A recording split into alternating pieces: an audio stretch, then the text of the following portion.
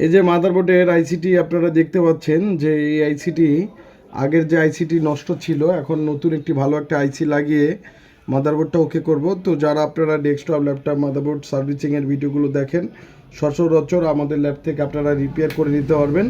আমি যে কোনো ডেস্কটপ যে কোনো ল্যাপটপ মাদারবোর্ড সার্ভিস করে থাকি।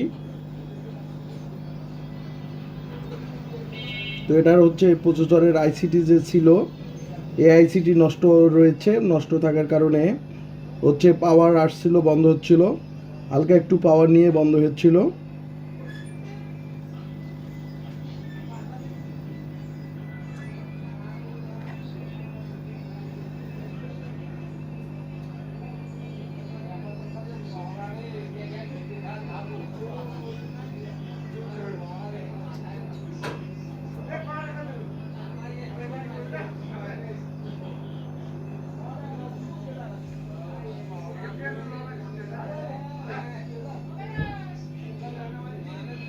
তো এই যে আমি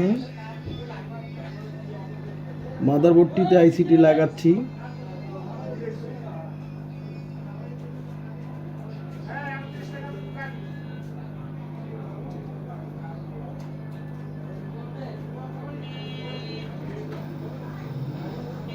এই যে সুন্দর করে আইসিটি লাগাচ্ছি, লাগাইলাম। এখন আইসিটি সুন্দর করে সোল্ডারিং করব, চারপাশ সুন্দর করে। তো যারা এই রকমের কাজগুলো করতে যাচ্ছেন আমাদের ল্যাব থেকে অবশ্যই করে নিতে পারবেন। যে কোনো ডেস্কটপ যে কোনো ল্যাপটপ মাদারবোর্ড সার্ভিসের জন্য যারা ভালো একটা প্রতিষ্ঠান খুঁজতেছেন,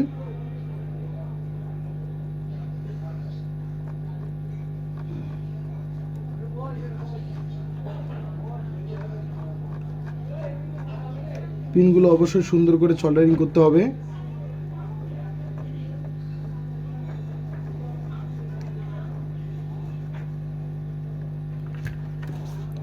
যারা আইসির জন্য ভালো একটা প্রতিষ্ঠান আইসি এবং আপনাদের এই নষ্ট মাদারবোর্ডগুলো ফেলাই দিচ্ছেন, ফেলাই না দিয়ে সার্ভিস করে আপনারা চালাইতে পারবেন।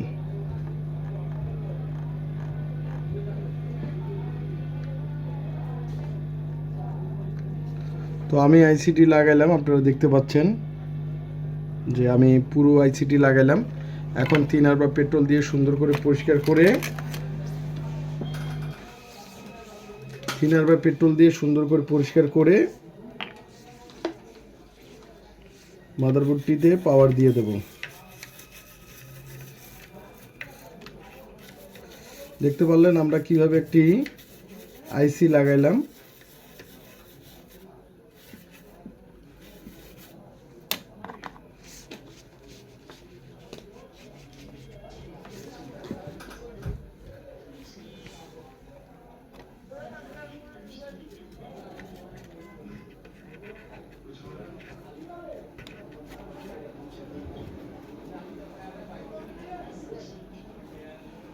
এই যে লাগানো শেষ এবং পরিষ্কার করার শেষ।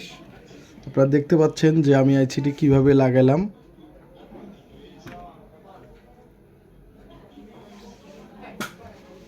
তো এই যে আইসিটি পরিষ্কার করে ক্লিন করে একদম ফ্রেশভাবে লাগালাম।